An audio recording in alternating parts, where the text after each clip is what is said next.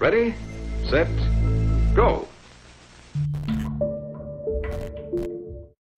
Greetings, undetermined spectators of the World Wide Web. I am Tall Lanky Guy, and welcome back to Depression Quest. Alex just asked us if we want to move in. So let's tell her, but tell her we want to, but we have concerns, and let's talk about them. Because this is going to be a process either way, and you know, if things are going to work out with her, then we'll end up moving in at some point, and she'll have to deal with these things anyway. So we're really worried that if Alex were to live with you, she wouldn't be able to deal with your days of being unable to get out of bed, or nights where you can do nothing but stare at the wall and panic. Even though you've discussed your situation with her, you still fear that she doesn't realize the depths of how bad it gets. It's one thing for you to detail how you feel sometimes, and for her to see it pop up occasionally. It's an entirely different situation for it to be something she has to live with alongside you. Well, I'd like to, but I think it's best if we talk about it a bit more before committing to a decision. Though she seems a little defeated, you make it clear that you're not making excuses and actually mean that you want to talk. You reiterate a lot of what you told Alex that night, and although she gets a little defensive and tells you that she knows all of that already, she confirms that she is willing to help you sort through your issues. I feel like you forget I love you sometimes. I know that there will be bad days, and I'd rather try to work through them with you. We can figure all of this out together. Her words sway you, and you can't help but hold her close to you. That's good. That's good.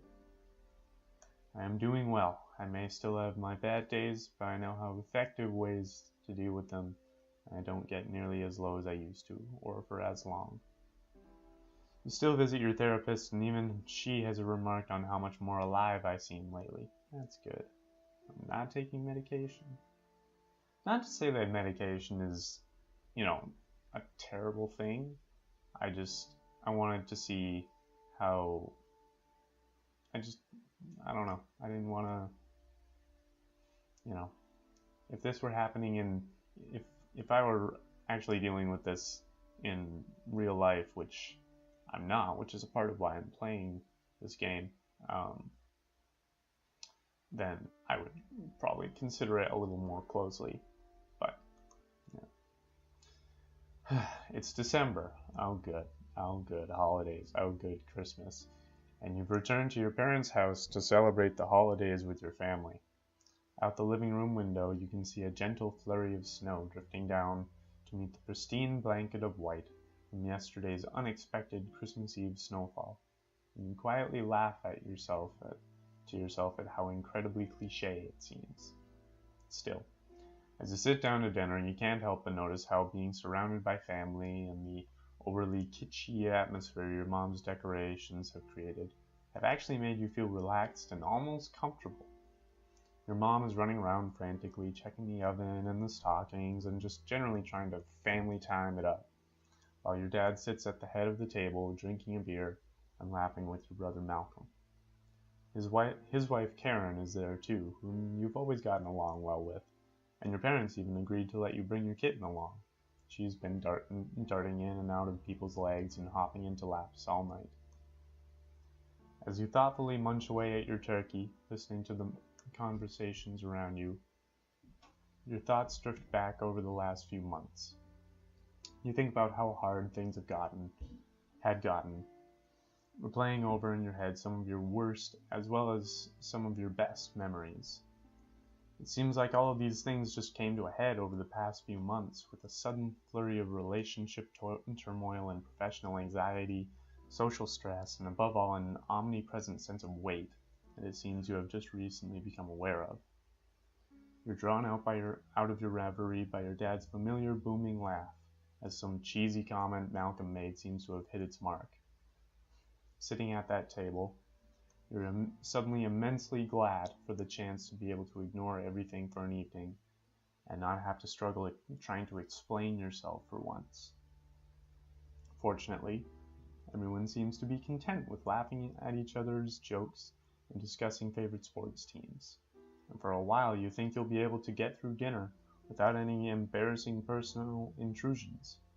But no sooner did the thought cross your mind than the table conversation trickles off, leaving a slightly awkward silence to descend upon the dinner. "So how are you doing these days?" your mom asks you pointedly. It's such a simple question, and one that you seem to have had to answer countless times recently. You take a moment to collect your thoughts, then looking up, you take a deep breath. Well,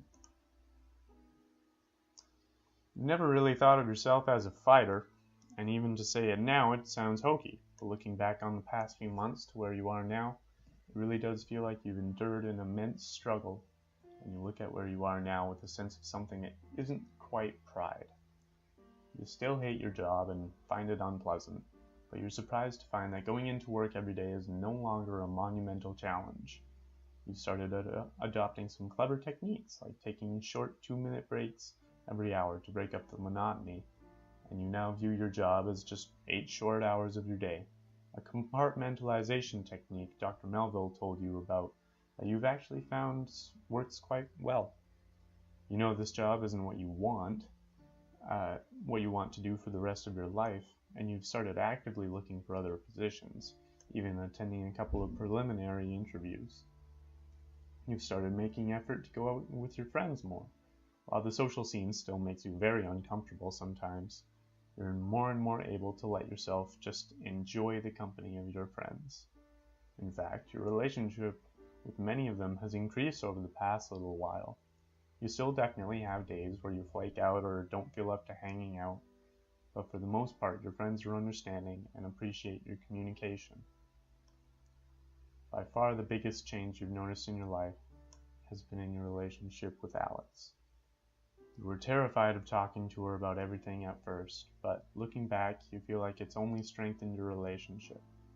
She was always supportive of you emotionally, but lately the two of you have been even more in sync, and it's really starting to feel like you're building a life together. It even seems like the two of you have been making a more concerted effort to sync up your schedules, and have been spending more and more of your downtime with each other. Pretty soon you think moving in together may be a very real possibility. Dr. Melville has commented on how well you seem to be doing, and you can't help but agree. With all that seems to have improved recently, it's sometimes difficult for you to think about the fact that you still have bad days, sometimes even really bad days.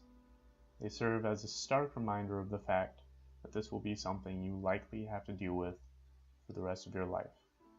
Depression is a battle, and though you're certainly ahead in the fight, you know the battle isn't ever going to be over. Sometimes even Alex can tell when things are going rough, despite your best efforts to the contrary. While you know that your depression can never be cured, you have a very strong support network in your friends, and even Malcolm, and armed with a newfound confidence in your friends and family, you accept that though the road may be rocky, it is at very least not solitary. You meet your mom's gaze from across the table and muster up a smile. "I'm good, Mom," you tell her. She says nothing, but you can feel her smile from across the room. Epilogue. Here we go. We're at the end. We really want to thank you for taking the time to play Depression Quest. We realize it may not be the most enjoyable game you've ever played, or even the easiest, and we sincerely appreciate your involvement. Like Depression itself, Depression Quest does not have an end, really. There is no neat resolution to depression, and it was important to us that Depression Quest's own resolution reflect that. Instead of a tidy ending, we wanted to just provide a series of outlooks to take moving forward. After all, that's all we can really do with depression, just keep moving forward. And at the end of the day, it's our outlook and support from people just like you that makes all the difference in the world. Thanks again. That's Depression Quest. I'm gonna go to the credits. Alright. Zoe Quinn, Patrick Lindsay, Isaac Shankler for the music. Piano layer based on... Okay. Wow, that's interesting. Okay. Special thanks to all these people for their amazing support during a really difficult time. This game would have been dead in the water months ago without you all. The trailer ideas, blanket forts, and depression valentines. For being the internet friend one of us needed. And for you being willing to play games that are meant to be something other than simply fun. That's... Oh.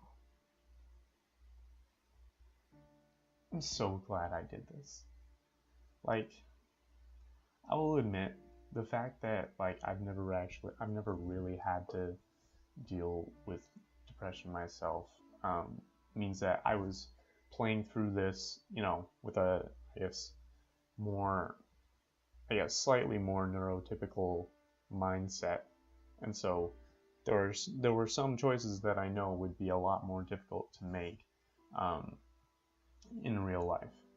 There were a lot of things where I was just like, I just gotta suck it up and do it. And I realized that that's not always an option. But this did very much help me understand the day-to-day ordeal of it. And I think that was the point of this game. Yeah, I do want to mention, I said this at the beginning of when I first started playing this. If you're watching this and you're dealing with, and you relate really, really deeply with this story, and you feel like you're going through the same things, please talk to someone. People are, in my belief, more trustworthy than you might think. One of the things about depression and about anxiety, which I deal with from time to time, is that it gives you this idea that people don't want to hear things from you. They don't want to know what you're going through, but they do. There are people in your life that want to know about what you're going through, and they want to help. So, yeah. I think I'm going to end with that. Thank you very much for watching. If you've seen this entire series, I really want to know what you guys think about this whole experience. So there are comments down there. As I've said every time, please be respectful and be sensitive for the other people that might be reading those comments. Yeah, if you want to leave a comment, go ahead and do that. If you like the video, go ahead and click that. If you haven't seen the whole playlist, I've got a Depression Quest playlist going now. And if you haven't subscribed yet, I got more stuff.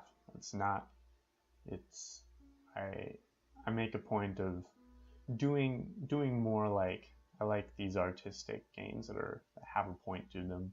But I also like playing silly games like Dream Daddy, which I'm still working on. So, yeah. Thank you so much for watching. I'll see you later.